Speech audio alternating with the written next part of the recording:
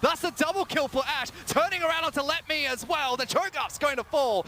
WE fight back to front against RNG. And they make me eat my words. History will repeat itself. This is why you must look at the past. You must learn from it. Because even though Team WE are sitting 2-8, you can never lose faith in this organization. Time and time again, default to trust. They know what they're doing. They've rebuilt their legacy when they went to semifinals of Worlds. And now with Carso joining the roster, they say, no, no, no. 2018 is not done for us yet. And they pull the game back from RNG.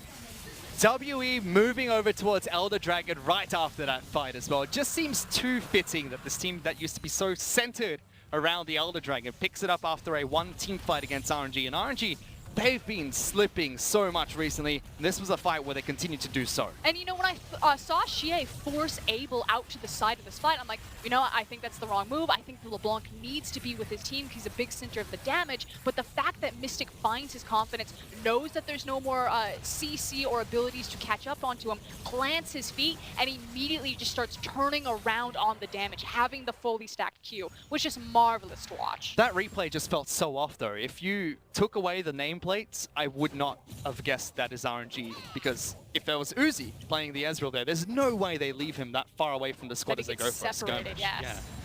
So as much as Ming's been working well with Abel, been working well with Xiaohu as well as the two top laners for RNG, just seems like there's a bit of a disconnect between whoever they field, wherever it hasn't been their star player of Uzi. WE now with Elder Dragon continue pushing. And kind of going back to this idea that I feel like Team WE actually got kind of patched in as the 8-13 meta has come back around to champions like the Ashe, like the Sejuani, like the Gnar, because ultimately that's all Team WE play. But if they get to play this composition, this has been their bread and butter. They are one of the best teams in the world at executing front to back, and that's what you'll continuously see. And so RNG, they had the Baron, they had their moment, but they chose to try to feed into Team WE, and they're just too practiced at it. Well, now they don't have the Elder Dragon. They have to defend against the 3-elemental Elder that's been picked up. Xiaohu already forced to half health, has the Sanguine Ball as well as use the Protobelt to get back to safety. In fact, everyone from RNG is being chipped away at in between the inhibitor as well as the inner turret. Forced to retreat towards their base, and W are going to try and break it. I do want to say huge credit to the fact that the arrow hit Xiaohu, because Vladimir at this point is their safest and most consistent form of wave clear right now. They need the Vladimir and the Cho'Gath both there so they can feel comfortable stepping up to the wave and trying to force off this siege. So the fact that the arrow hit the Vladimir, chunked him out, meant that it was just that much easier to make sure that RNG were never going to find a counter engagement with the Hemoplague not on the map. Good timing as well, because both Xiaohu's cleanse is currently down. Abel's picked cleanse up for himself in this match. Difficult to deal with the long-range initiations of an Ashe, of a Sejuani, even the likes of 957 as well, CF packing some crowd control themselves. Which is a great point, Fish, because it then reminds us why it's so important that Abel cannot be separated. Because how RNG's composition works is they must have their tank line in front of them and then allow Ezreal to spell fling. But here comes the engagement.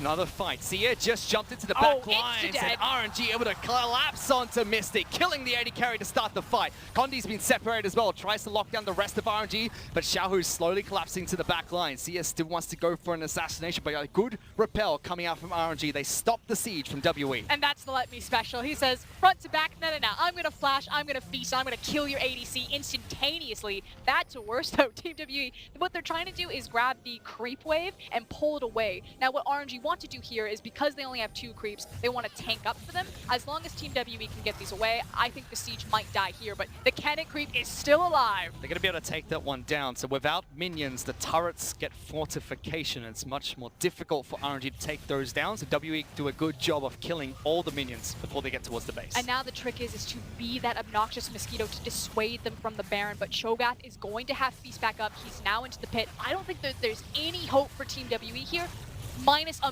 miracle play from Condi. There is teleport for Mystic as well as ultimate for 694 to try and jump in, but Baron's already so low. Doesn't get taken away. Abel's able to secure that one for RNG. Condi, the son of Baron, falls inside the Baron pit as one by one WEE members are starting to fall. 694's next. Mystic gets delivered. Special delivery from that overdriver as RNG take Baron and a team fight. And they immediately look for the teleport bottom, and it's Let Me who's leading the charge. Huge credit to him. The only reason they're in this position is because he decided to flash forward and to just smash Mystic in that backline with Feast.